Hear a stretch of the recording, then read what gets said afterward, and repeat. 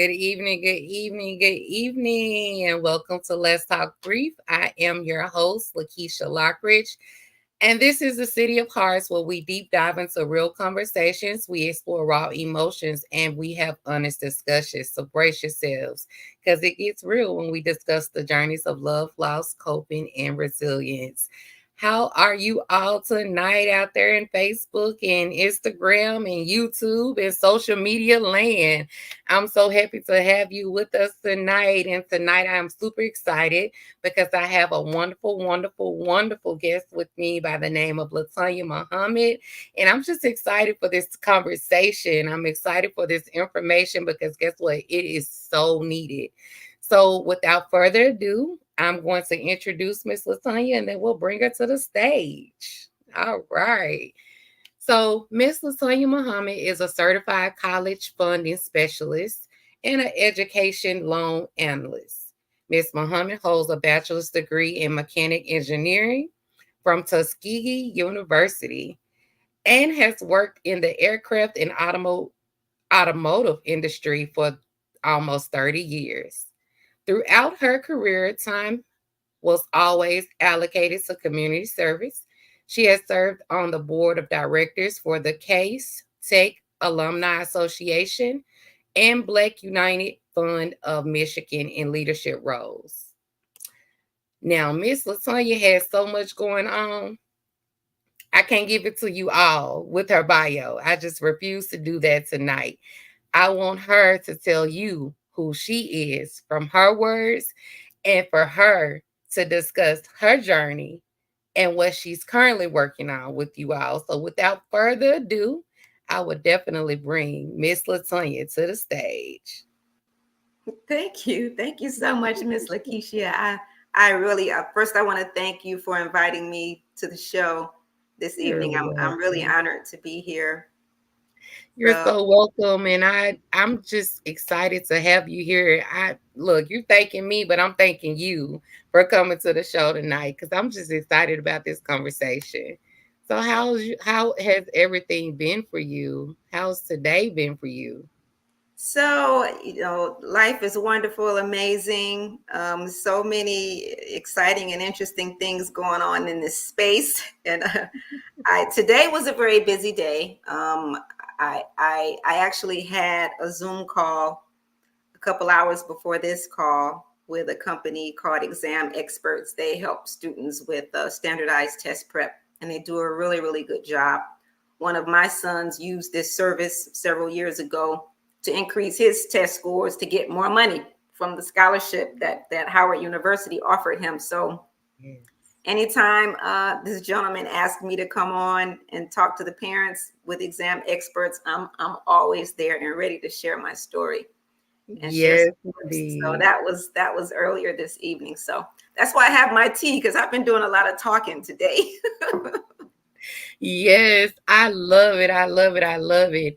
And look, you have one that went to Howard, but we gonna save the rest for the rest of the show because when I tell you Miss LaToya got them boys through school and she got them into some amazing schools. When I saw it and when I read it, I was like, oh my, okay. So that alone made you an expert in my eyes. I was just like, you know what? She the guru. She's Thank the guru. So I just wanted to just ask a few questions. Um, elaborate on them. I want you to just be open and just share whatever you like with the viewers. But my you. first question to you, Miss LaToya, is you have such an impressive background. I'm talking about mechanical engineering. You have worked with both aircrafts and automotives um, for nearly 30 years, and you don't look a day over 30, first and Thank foremost. you. And you, even though you've done that, you recently, within the last 5, 6 years, started on the college journey. Am I correct? Correct me if I'm wrong. So I actually started in this space when my younger son was a senior in high school, which was Okay. 2016. The 2016. beginning of that spring semester, early in the year, is when I started working in this space. And the way I started, I met a planner, and he was at actually one of the organizations that you mentioned, the Black United Fund. He was a guest speaker for a group of young men called the Buff 45 that my younger son was affiliated with. And they offered them a lot of wonderful resources and presentations and experiences and gifts and financial rewards and all of that. So I met this speaker at the event, and I was blown away by the things he was saying. He was a college planner. And so I talked to him after the event. Actually, I had met him a couple of years before, but I saw him again at this event. And I started inviting people to his seminars. I said, people need to hear this. People need to know this. I mean, I already told you it's the beginning of senior year, so it's late for me to be learning things that I wish I had known years before. Right. So I started inviting other parents. You got to listen to this guy. You got to hear this guy. And after a while, he said, you need to get your credentials and come help me. I can't do this by myself. And so I said, okay. So I kind of started shadowing him and learning from him. And then he assigned a mentor to me who helped me study. And I got my certifications. And that's how it started, because I realized what I didn't know. I realized that there were so many things I didn't know. And had I known them, even though we had some really good outcomes with my sons, they could have been better had I known more sooner. And I felt like I didn't want to just keep that information to myself. I wanted to tell other parents. It's like, what, all these parents that come up behind me, everybody's bumping their head the same way, running into the same pitfalls, having the same misconceptions and the same, and so that's how I got into it. Absolutely. I love it. And I love the fact that you wanted to share the information, because knowledge is power. And this is something that specifically our culture struggle with on a yearly basis. We know we have bigger dreams for our children. We know we want them to go to college. We want them to soar. We want them to succeed. But let's be honest about it. Most of us don't even know where to start. So True. for you to bring this platform, you and your co-founder, to bring this platform, we appreciate you. We really do. Yeah. Like I told you, I've been pushing your book in my daughter's face for a month now. Like, you need to read this book. Even my oldest daughter, I'm like, have you figured out what you're gonna do? Here you go, And they like, Mom, why are you shoving this book in our face? Because this knowledge is key. It's going to set the foundation of your life, for the rest of your life. And I wish I would have known what you taught me in a month. I wish I would have known that back then. So I just wanted to say thank you. I Oh. just wanted to publicly say thank you. Well, So, I wrote the book kind of similar to the same reason that I started, being a college planner. And because, I'm working with, we're working with a family here, a family there, family at a time, individual student at a time, sometimes siblings. And I just felt like more people need the information, even if we can't, even if we don't sit down and work with them, if they're not our direct client. So many families can benefit from just learning a few things that they didn't know. And then what they learn can drive more questions, and it can cause them to look more deeply into other things. It could just help families to plan better. And when my younger son was getting ready to graduate from high school, so my older son graduated as salutatorian, and my younger son graduated as valedictorian. And so their principal was like, you need to write a book. And because I was also a single parent, since they were toddlers. And so She's like, you need to write a book. How you raise a valedictorian and a salutatorian by yourself? You need to write a book. And at the time, I was like, you know, no, and I have to thank my mother, God rest her soul, because I got so much help and support from my mother that enabled me to be so much more involved and hands-on with my sons. But I didn't write a book about parenting. I didn't write a book about how to raise a child to go to Howard and Harvard. I didn't write that book.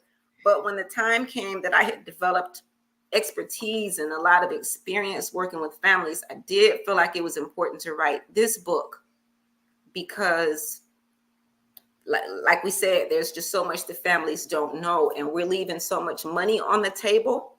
And there are families out here so frustrated and angry at college, angry at the system, because they feel like it's so expensive and it's not even worth it. And people have degrees and don't even like what they do. And students have all this student loan debt. And yes, there are people who have degrees that don't like what they do. Yes, there are people that have student loan debt, but that doesn't have to be the scenario. When people plan properly, they can pick the right career and pick the right major and pick the right college that's going to give them the money so that their debt burden, if any, is low. It's not because of colleges that we have this issue with what's called a student loan crisis. It's not because of the colleges. The colleges give away plenty of money. They give away more money than anybody else, second to the federal government. Wow. They give all these private scholarships that people look for all the time. That's the smallest pool of money. The colleges are giving away the money. And so people just don't know the right way to access it, and they don't know how to access the maximum amount that their student can get. Absolutely. So, because we have to be honest, a lot of the newer coming students are first generation college goers and college graduates. For me personally, I was raised and conditioned to graduate high school. I've done my mama proud, get a job. And so college, even though I had the desire and the dream to go to college, it was like far-fetched at that time. But me, I was like, I'm going to college. And I went to college, not the traditional way. I didn't get to experience that being a teenage mom, but I made sure that I got my degree. So let's talk about this other book that you should be writing soon. How to raise your children to go to Harvard, Howard, and Columbia, because you did that. You absolutely did that. So you are the proud mother of 2 successful sons who have graduated from Howard, Harvard, and your baby boy. Is it your baby boy that's working on his MCAT? Yes. Yeah, he's doing applications now for med school now. Yes, I love it. How did your own educational background and career influence approach to parenting and supporting your children through their academic journey? How was that for you? So I was, I grew up with 2 very hardworking parents who did not go to college, but they worked very hard and provided a really good living for us. So when I went to college, I didn't have a lot of guidance. I kind of figured out some things for myself and realized that there were other things I didn't figure out, later on. But so I think that having gone to college, and then when it's time for my sons to come around to it, I was able to talk with them about it and have a little bit more insight for them. But I think, I see a couple of my friends have shouted out to me, Alan and Sabrina. So I have to acknowledge them. Thank you so much, Alan and Sabrina, for joining. Hello. Yes, most definitely. So I was able to, be a little more involved in their process than what I had. But I did another podcast last year, and the lady was asking, well, how do you raise? How did you get two sons to be able to do so well? How? And first of all, I already acknowledged my mother, because it's a big deal when you're a single mother. Think about the scenario of most single mothers. You go to work. A lot of times you have to drop them off at school early, latchkey. You go to work, then you pick them up. Hopefully you get there at the end of latchkey, so they're not calling anybody on you by 6 o'clock. Mm-hmm. And then when you get home, you have to prepare dinner. Then you got to clean up. Then, if they did some homework, you got to hurry up and look at it, because you got to get them ready for bed. And there's not a whole, and hey, Sheila, there's not a whole lot of time to interact and just be present with them and look them in the eye and sit and talk to them about their day and about their life. It's not easy being a single parent. But my mother, when we got home, dinner was cooked. Mm-hmm. So we sat down together and had dinner. And Yeah. then when they were smaller, I had time to sit and read to them every night, Yeah. and I had time to sit with them and talk to them about their homework, because my mother cleared the way for me to not have to cook dinner every night that I got home. There were times when she took them to and from school for me at different periods of time. Maybe she took them, or maybe I picked them up, or vice versa. So that support during their early years was just, it let me be the kind of parent that I wanted to be. And there are so many single parents that I know want to be a more hands-on, involved parent, but life, just doesn't let them. So my children and I played learning games together all the time. We spent a lot of time together. We were always doing enriching activities and fun activities. I made reading started with my children while they were still in here. I was reading to them, when I was carrying them. And there were always little books around. My diaper bag had little books in it that they would flip through as, little toddlers. And so reading was just something that was in our home. And that's so important, because if children have strong reading skills, then later on, reading and comprehension skills, then later on, the test taking and all that is not quite as difficult, right? And so Absolutely. it's like, and even though I said my parents, were not college educated, we still had a household where we read. We went to the library and got books, and I always read for pleasure growing up. Always read a lot of books. So I made a couple bookworms. That was a goal, to make a couple bookworms in it. Oh, And I'm glad you spoke in there, because I experienced both sides of the spectrum too. My grandmother was, oh, she was amazing. So I came home to the structure as a child, as with dinner on the table. We were eating dinner together as a family, like 5 p.m. Like we knew it was dinner time. But I've also been a single mother, and with my children, they saw me work a lot. I would come in and I would be tired, but um I still found that time to spend at least some time before bedtime with my children. Um, Most of the times, if we ate together, normally I would try to, or some nights I was just too tired to eat, but I would let them even eat in my room just to get that time with them. mhm, And I created some bookworms too, because I love to read as a child. So I'm glad that I was able to pass that on to my children, because now, even though they're reading on their devices now, I still love a good old fashioned book. I want to so do smell it. I. I want to feel it. So I have I'm so many glad books. that, yes, I'm glad that they had that structure, and I see that it has taken them a long ways. So I'm grateful that I was able to give them that. Even as a single mom, it's hard, but it's doable. It It's is hard, but it is doable. So I the encourage village. The village. the village. That village ain't nothing like the village. Ain't nothing like the village. So can you tell us about, because you do a lot of community service, a lot of community service. Like, I can go on and on with your list of community service, but I think we'll be here all night if I go on and on with your community service, because you have done a lot.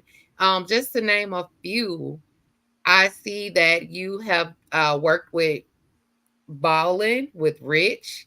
Of course, you've done Total Entertainment. You've done College Cash with Money.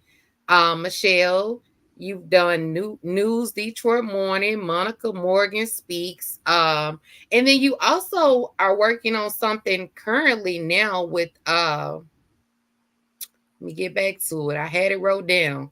Let me get back to it. What is the foundation now where the school? Mhm. Western? Is it Western? Western. Yes, Western. So you actually have a program that's starting soon with Western, correct? Yes, it's starting this fall. Look, you just amazing. So, like I said, what we've been doing with individuals, I really wanted Mhm. to do it on a larger scale Mhm. to just have more of an impact on the numbers. Um, only about a third of students graduate on time in 4 years, undergraduate students. And when you look at Black students, our numbers are half of that, right?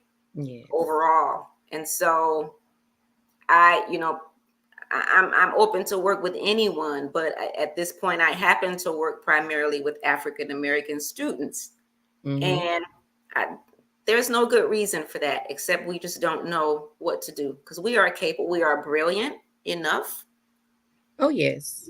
We our schools are increasing the numbers of students that apply, and my sons went to an excellent high school that I have to shout out, the Detroit Edison Public School Academy. Excellent Mhm. school, college going culture. They take a pledge as soon as they walk in the door as freshmen. Very so many activities, extracurriculars, and resources available through that school.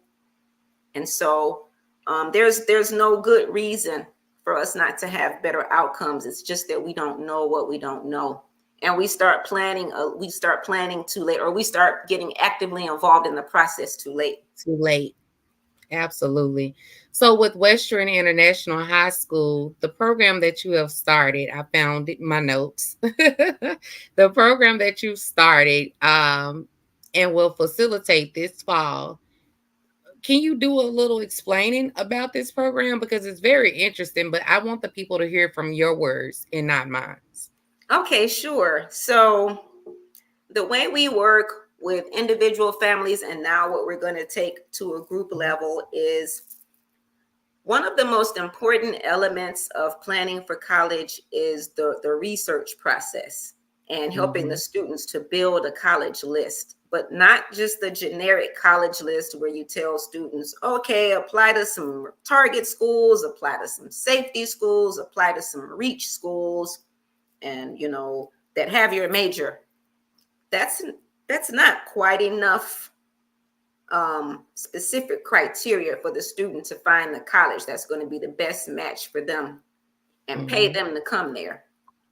And what I mean by that is, I'll give you an example. We had a young lady. Um, her father had attended one of our seminars, and after the seminar, we do a complimentary consultation, and they sent us a little bit of our school information and colleges she had applied to. She had been waitlisted for a college that she really wanted to attend. Mhm. It took me just a few minutes of just very early research to see, well, she's not competitive at this college, but she didn't know it because at her high school she had what's considered a good GPA, and it is a good GPA. 3.7 is a good GPA, It but is. at some colleges 3.7 is not competitive. And Wow. so she was waitlisted for this particular college and didn't know it. And so part of the research that we provide helps students to really understand where they fit in. Where are they a superstar? You might not be a superstar here, but you're a superstar here. And where Mhm. you're a superstar is where the money is going to come from.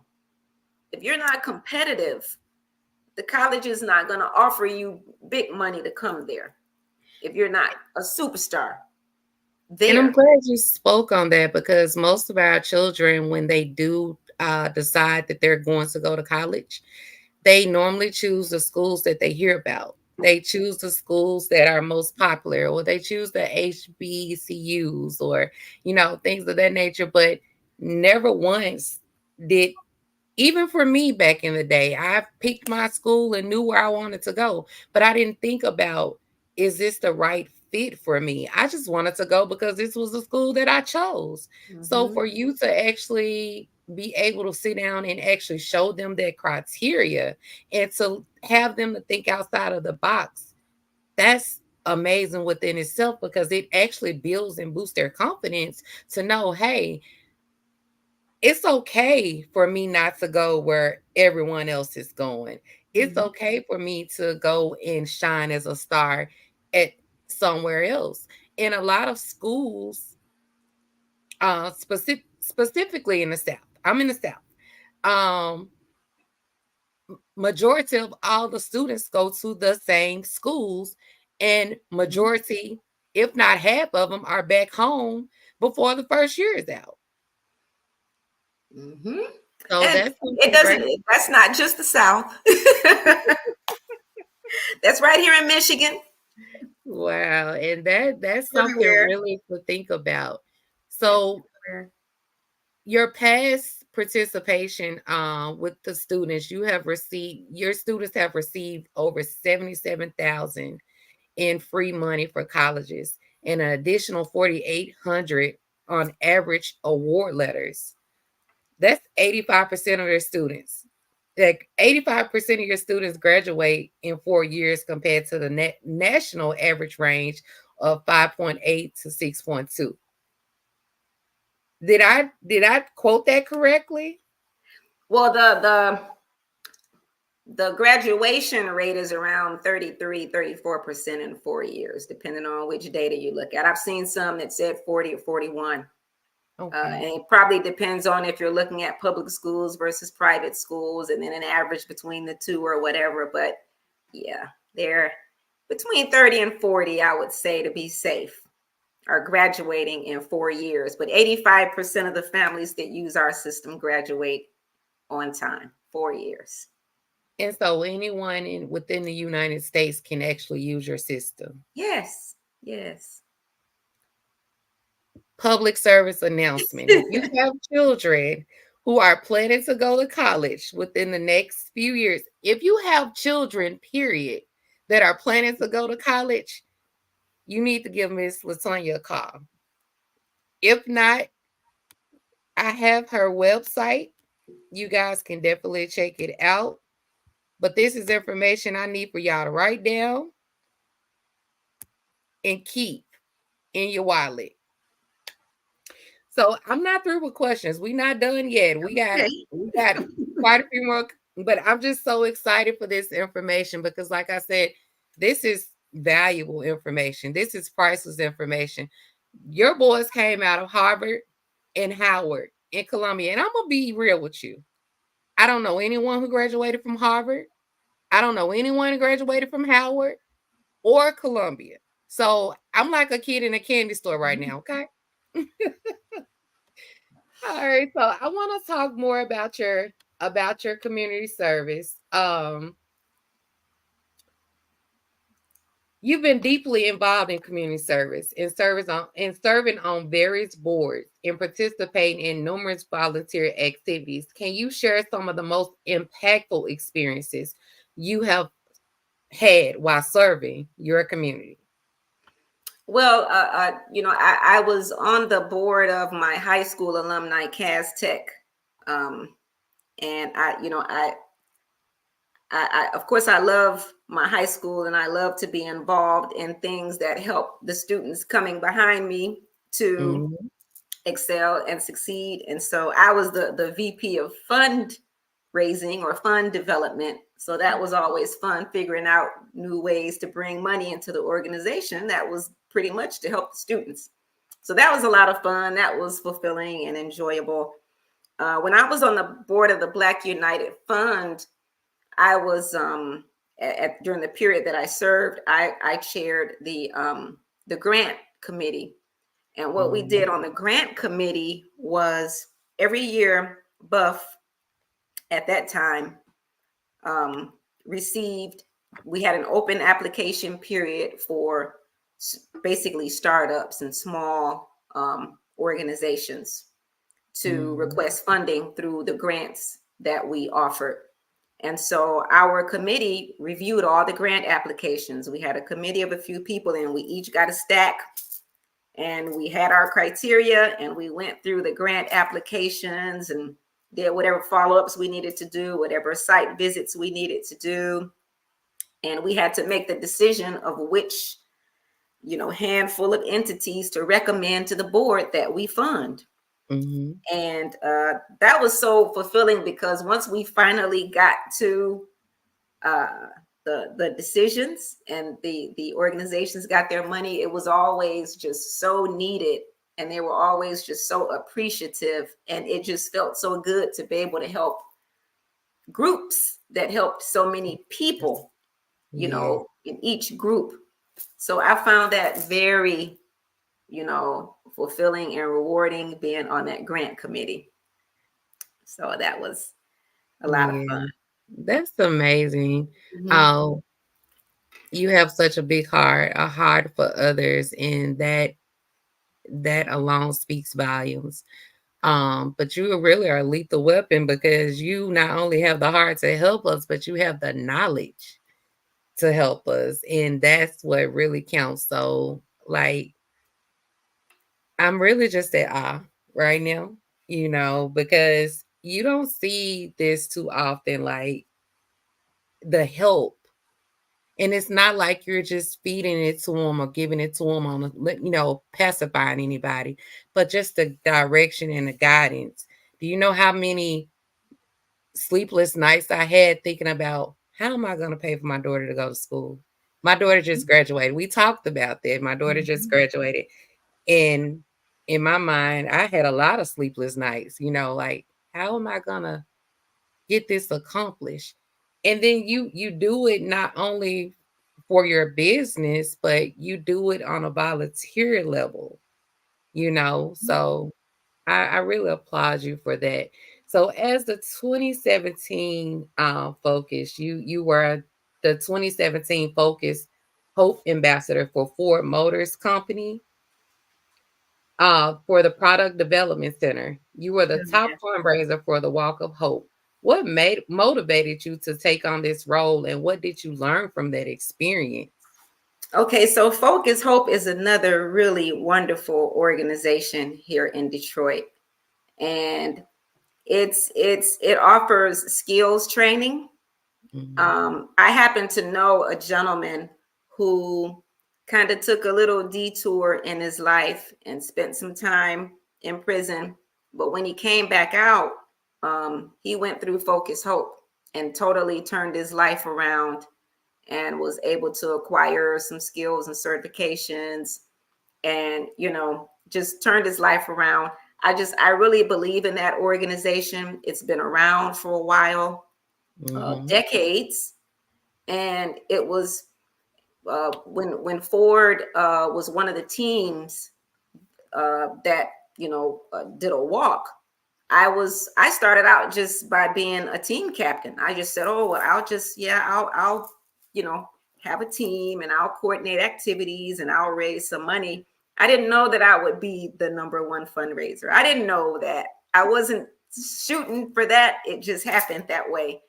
But I was so, I guess, I just tried. I just tried hard, and I asked a lot of people, and a lot of people were supportive of Focus Hope, because really here in the Detroit area, everybody knows that name, Mhm. you know. And so sometimes you just have to ask. We sometimes we don't ask enough, right? And Oh, so yes. that was another amazing experience that I'm glad to have participated in. Awesome. Awesome. So I have a question for you.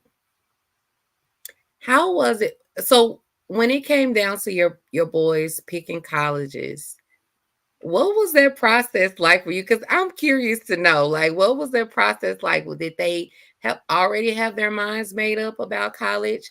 Or were you that parent like, no, you don't have an option, you going to college? But how was the process for you and them together collectively to get them to where they are? Because you got a doctor, you got a successful so your son lives in New York, correct? Correct. And he's out here He works in operations training, so he's a operation trainer training. for his company. Thank you. So I'm look, my notes all over the place tonight. Forgive me, Mhm. but operation training. But just so he went to Harvard. Is that am I correct? The one in New York went to Howard. He went to Howard. Hmm. And baby boy went to Harvard. Yes. Yes. So how was that process with you all collectively with picking the right college? How did Howard and Harvard even come about? Like, Hmm. were they focused on Howard and Harvard? Was mama focused on Howard and Harvard? Tell the tea. So first of all, the discussions about college started when they were young. Mhm. Because I would tell them, I saw when they were young that they were really sharp, that they were bright, and that they were talented, Mhm. and I would just tell them,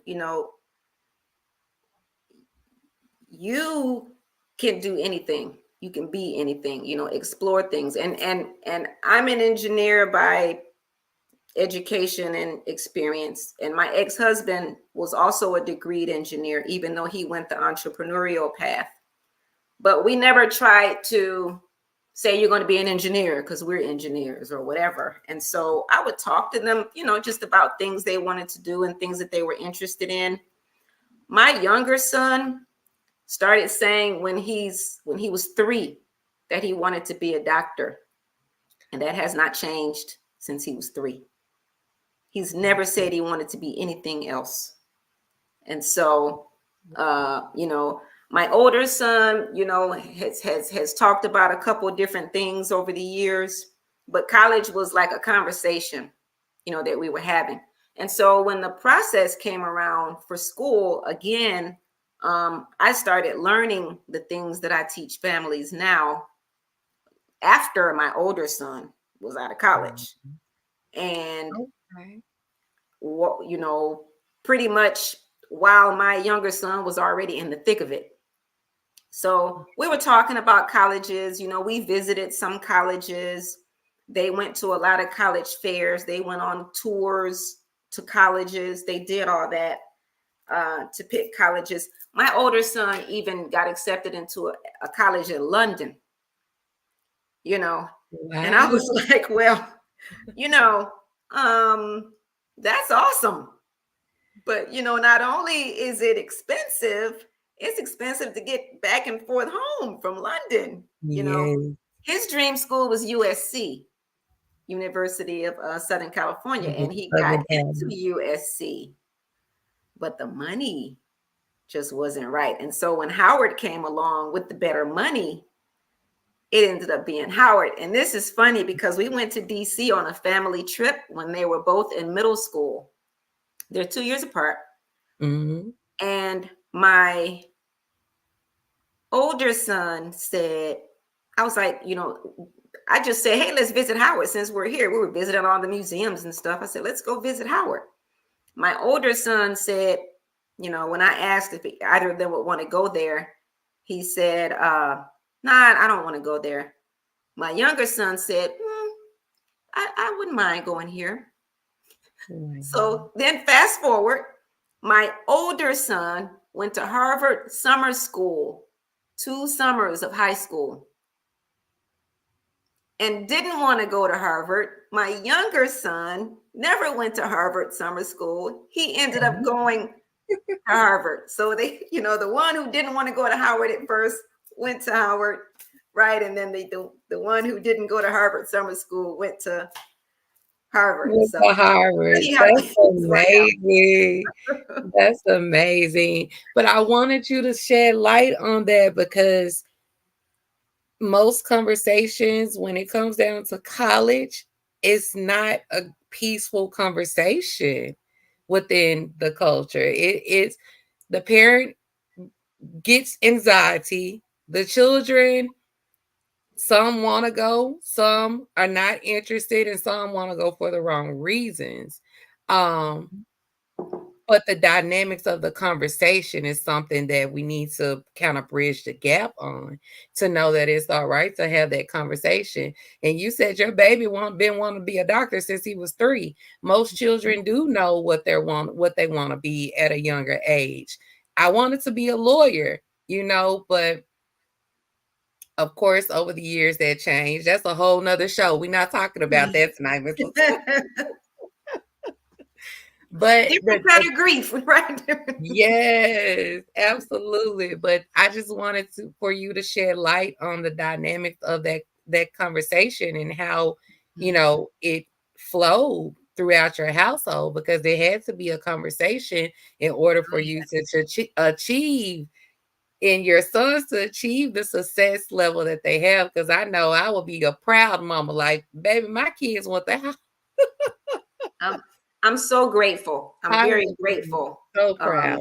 because my sons, they were just wonderful children, just easy, just I feel like I was blessed to get them. I was like, oh God, Yeah. God gave me the hookup because they were just wonderful children. I'm just, raising them was just has been just the most fulfilling thing of my life Yeah, has been being their mother. So um absolutely.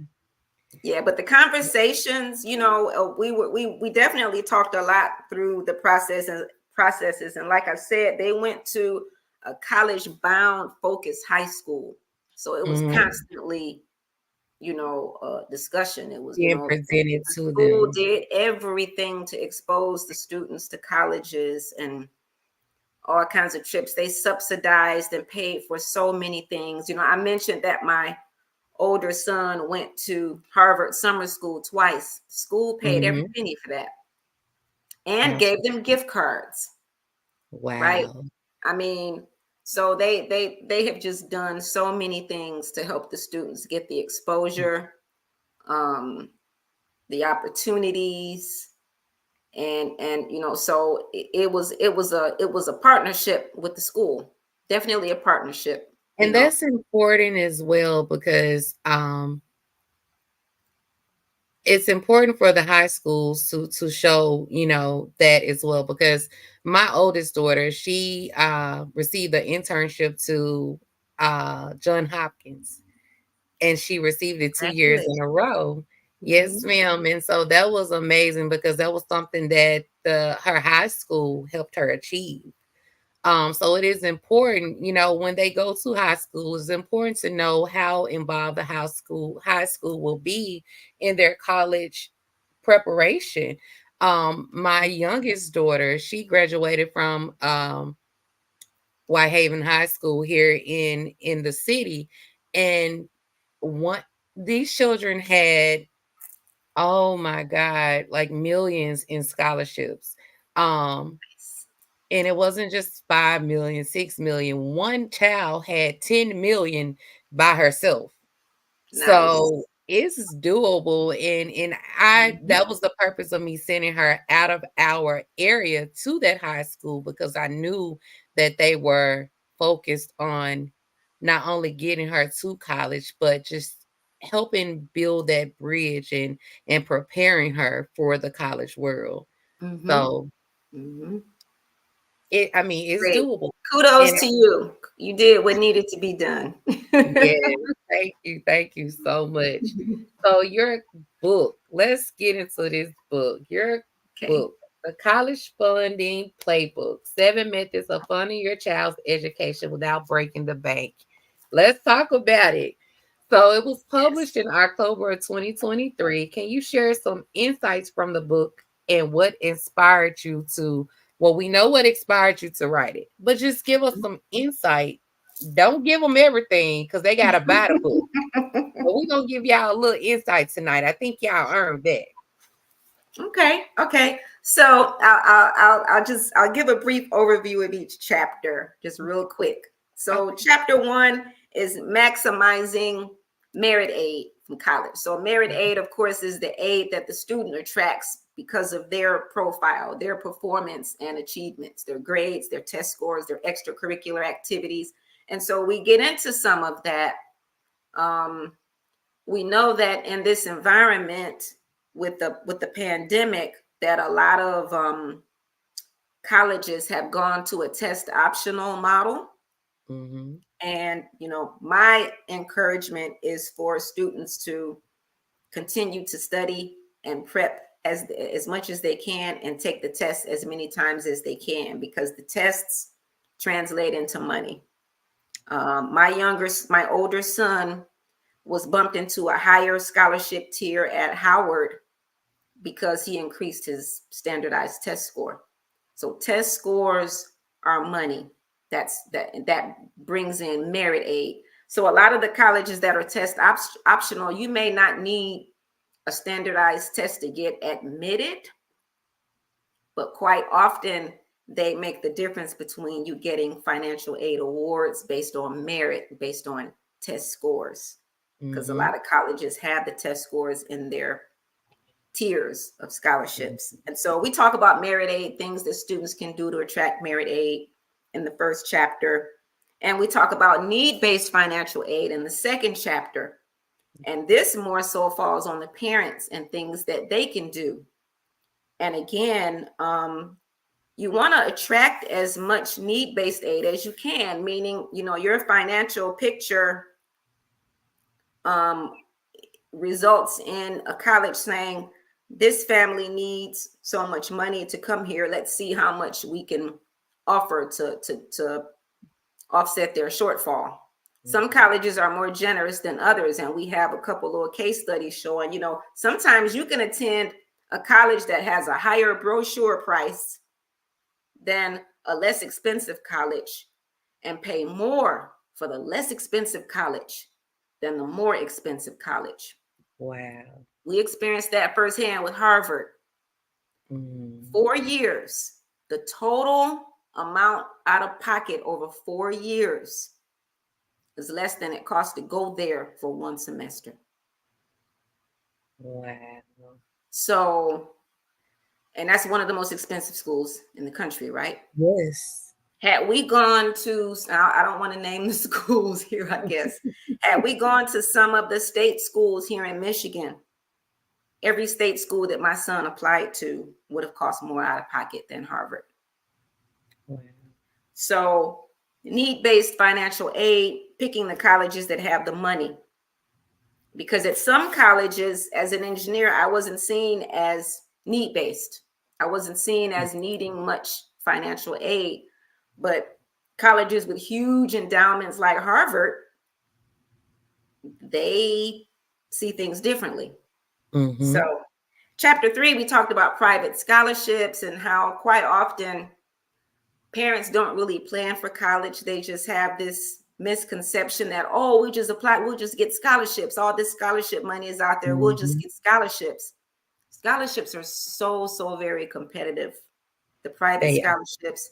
And everybody's looking at the same lists, right? Big Future, CapEx, and everybody's looking at the same lists, going for the same scholarships. And a lot of them are need-based. So people that fit in the little middle class category, like I did, couldn't find a whole lot of scholarships to apply to. And if your child is not a STEM major, my older son majored in psychology. So I couldn't find scholarships for psychology with an engineer salary. I wasn't poor enough to be need-based. I wasn't rich enough to just pay out of pocket.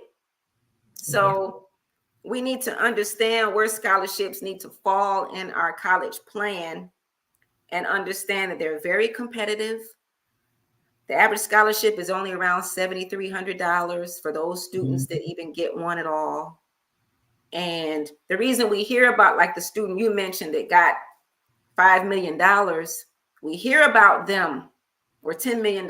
We hear about them that make the news because they're uncommon, Mhm. right? Yes. We hear more about the student loan crisis because people aren't getting the scholarships. Absolutely. And you just spoke on something for me, because even when I applied for scholarships for funding for school, it was so many applicants and so Mhm. competitive and the little amount of money. And I was like, I'm literally going to be applying for scholarships the rest of my life, trying to get what I need for school. So you're absolutely correct on that. And Mhm. before we move forward with the other question that I have about your book, I want you to go back and talk about going to school in other countries, because you mentioned your son was actually accepted to a school in London. Yes. And I didn't even think of that. Like, you're really outside of the box with it, because I didn't even think that my child could actually apply for school abroad Mm-hmm. and Mm-hmm. possibly be accepted, because that's something that my daughter has been talking about. And me, I just started looking for abroad programs, but I didn't actually think that she could apply for schooling to study Oh, abroad and get yeah. accepted. So it's just like here in the United States where the colleges accept international students, right? Hmm. Students from the Middle East come here, China, Japan, right? Right. India. They come here to go to college. The same thing is available in other countries for American students to go to other countries.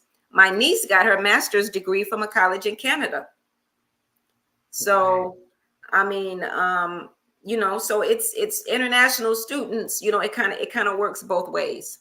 And Works both ways. I definitely didn't think of that. So I may have my daughter call you outside of the show, because we've actually been looking online for ways for her to study abroad.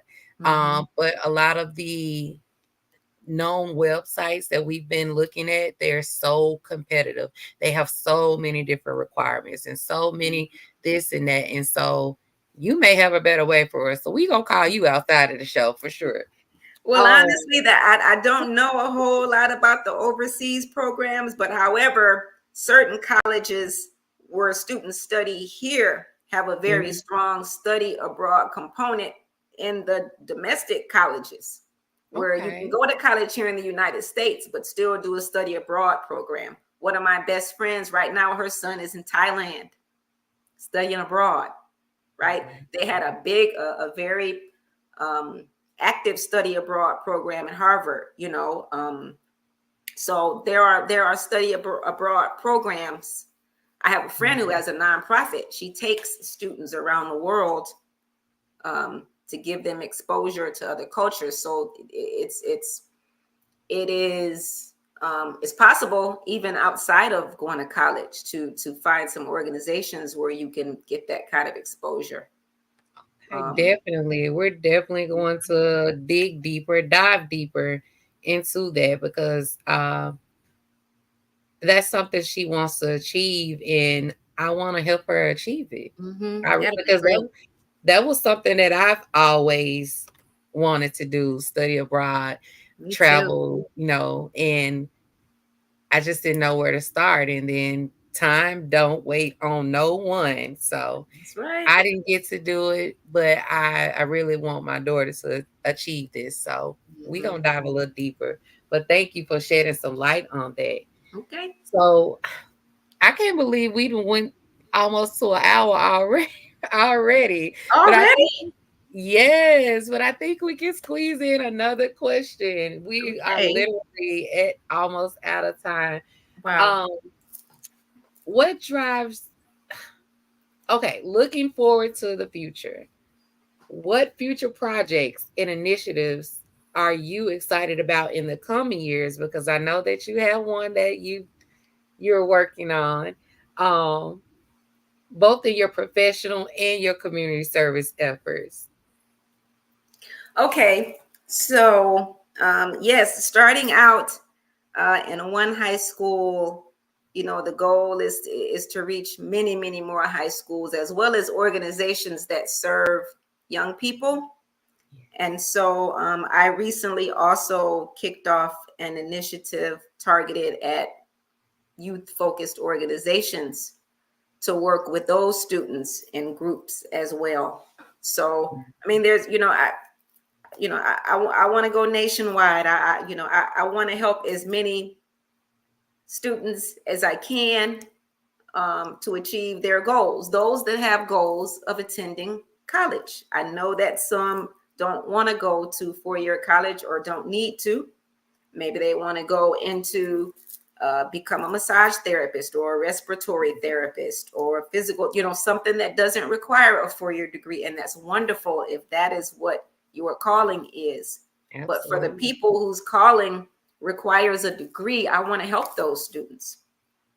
And Yeah. so I just want to help as many as I can. And so starting with Western, I want to grow from there.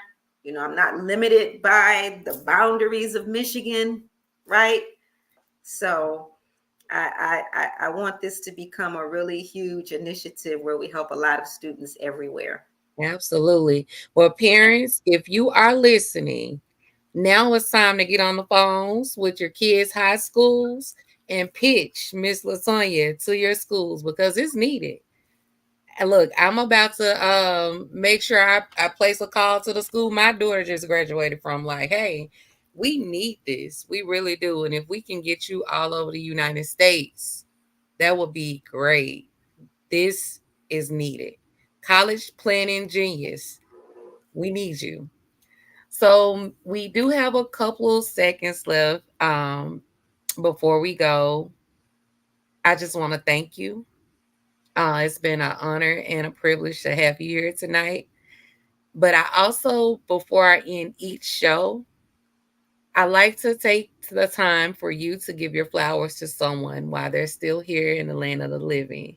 So I will exit the stage and I want you to just give a shout out and give flowers to someone that you want to, whoever you choose. Oh, wow. Flowers. Well, today is actually my sister's birthday. My older sister. There are four of us, three girls and one boy, and the oldest is my sister, and it's her birthday today. And I just want to again wish her a happy birthday and let her know how much I love her. She has been an amazing mom to my niece. My niece is the one who went to grad school in Canada, and she is an up and coming filmmaker. And so we're so proud of her. And so, flowers to my wonderful sister. I love you. Happy birthday. And I want to thank you again for the invitation to come here. This has been a very, just a lively and fun conversation. This hour went by so fast. So thank you so much. You're welcome and happy birthday again, sister. Yes. Well, it has been amazing. I love having relaxed conversations. That's just what I do. And I enjoyed this conversation. And hour went a little too fast. I'm sort of upset because I had more questions.